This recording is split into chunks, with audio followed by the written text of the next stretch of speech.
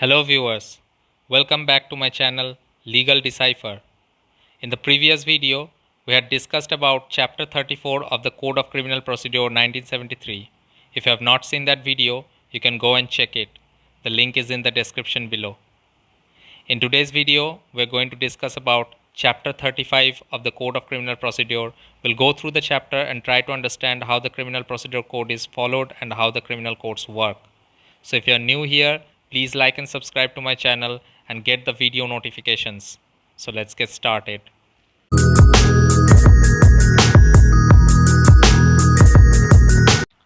So today we are going to learn about chapter 35 that talks about irregular proceedings. So section 460 says irregularities which do not vitiate proceedings. So it basically says that if any magistrate not empowered by law to do any of the following things that are mentioned here, then erroneously in good faith does that thing. So the magistrate is not supposed to do that thing or not empowered by law to do that thing that is mentioned here from clause A to clause I. If he erroneously or in good faith does any of these things that are mentioned here, then his proceedings shall not be set aside merely on the ground of his not being so empowered. So the proceedings will not be disturbed by such act of that magistrate.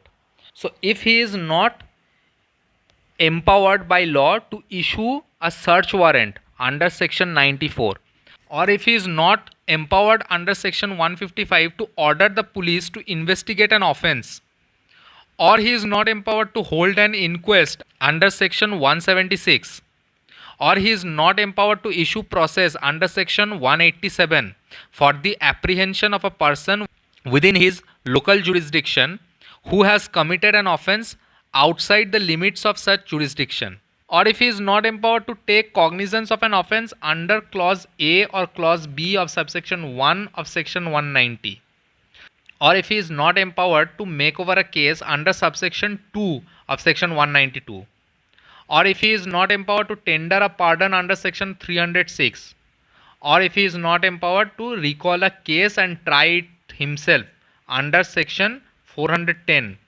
or if he is not empowered to sell property under section 458 or section 459, even if he does so erroneously or in good faith, then merely that ground will not make that proceeding empowered to be set aside. Now section 461 says that irregularities which vitiate proceedings. So if any magistrate not being empowered by law in this behalf does any of the following things that is mentioned herein, then the proceedings will be void.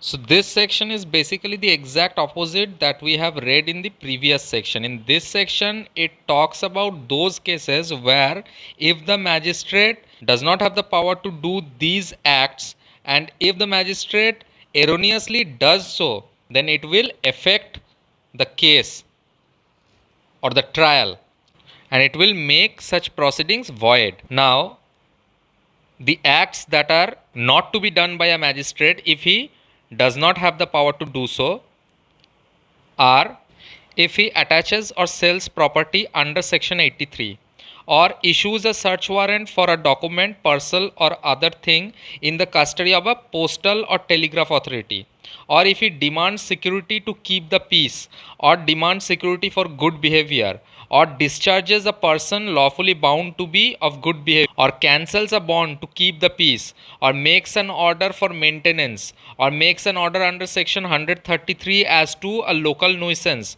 or prohibits under section 143 the repetition or continuance of a public nuisance, or makes an order under part C or part D of chapter 10, or takes cognizance of an offence under clause C of subsection 1 of section 190, or tries an offender summarily, or passes a sentence under section 325 on proceedings recorded by another magistrate, or decides an appeal, or calls under section 397 for proceedings, or revises an order passed under section 446, then in all of those cases the proceedings will be void. Now let's move on to section 462. It says proceedings in wrong place. It says no finding, sentence or order of any criminal court shall be set aside merely on the ground that the inquiry, trial or other proceedings in the course of which it was arrived at or passed took place in a wrong sessions division, district, subdivision or other local area. So even if the place where such finding, sentence or order took place was in a wrong sessions division or district or subdivision or other local area, still the inquiry, trial or proceedings will not be set aside merely on that ground only, unless it appears that such error has in fact occasioned a failure of justice. So as long as it is not occasioning a failure of justice, then it will be of no problem.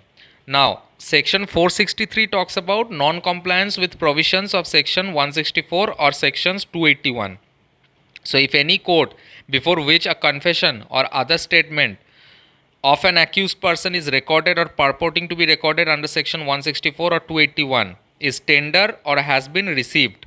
So when a 164 statement or a 281 statement has been received and the provisions of either such sections have not been complied by the magistrate recording the statement, then notwithstanding anything that is contained in section 91 of the Indian Evidence Act, take evidence in regard to such non-compliance. So the magistrate will further take evidence in regard to that non-complied part, and if satisfied that such non-compliance has not injured the accused in his defense on the merits, that it has not injured the accused in any kind, that he duly made the statement recorded, admit such statement. So he may, that means the magistrate may admit that statement because it has not injured the defense and such non-complied part is further taken evidence of and complied with. Now the provisions of this section apply to the Court of Appeal and reference and revision as well. Now section 464 talks about effect of omission to frame or absence of or error in charge. No finding, sentence or order by a court of competent jurisdiction shall be deemed invalid merely on the ground that no charge was framed or on ground of any error, omission or irregularity in the charge, including any misjoinder of charge. So the mere ground that no charge was framed in any case, or there was an error, omission or irregularity in framing the charge, including misjoinder of charge, then unless in the opinion of the Court of Appeal, confirmation or revision, a failure of justice has been occasioned thereby. So unless there is a failure of justice, such omissions or errors or irregularities would not affect the case. Now if the Court of Appeal, confirmation or revision is of the opinion that a failure of justice has been in fact occasioned, so what will happen if there was actually a failure of justice? Then in that case, in the case of an omission to frame a charge, that charge will be ordered to be framed and that trial will be recommended from the point immediately after framing of that charge.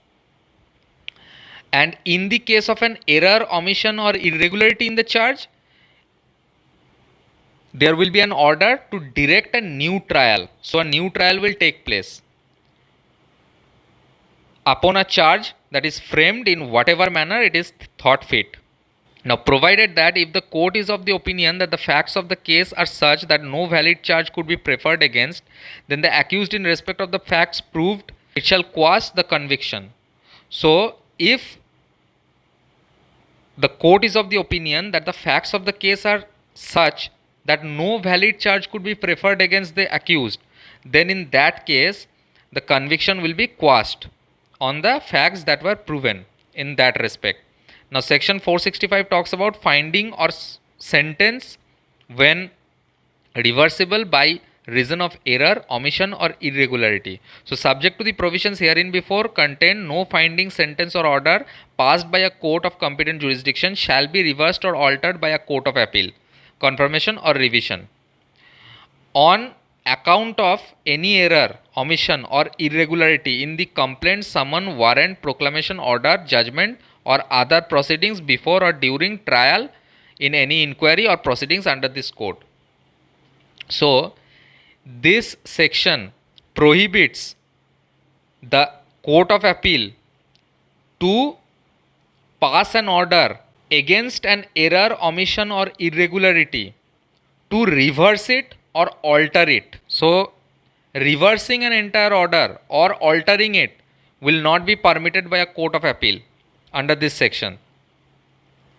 In respect of any error, omission or irregularity in the complaint, summon, warrant, proclamation, order, judgment or other proceedings, before or during the trial, in any inquiry or other proceedings, or irregularity in sanction for the prosecution, unless if the opinion of the court, a failure of justice has been in fact occasioned thereby. So unless there is a failure of justice, this will not be permitted. In determining whether any error, omission or irregularity in any proceeding under this code, or any error or irregularity in any sanction for the prosecution has occasioned a failure of justice or not, the court shall have regard to the fact whether the objection could and should have been raised at an earlier stage in the proceedings.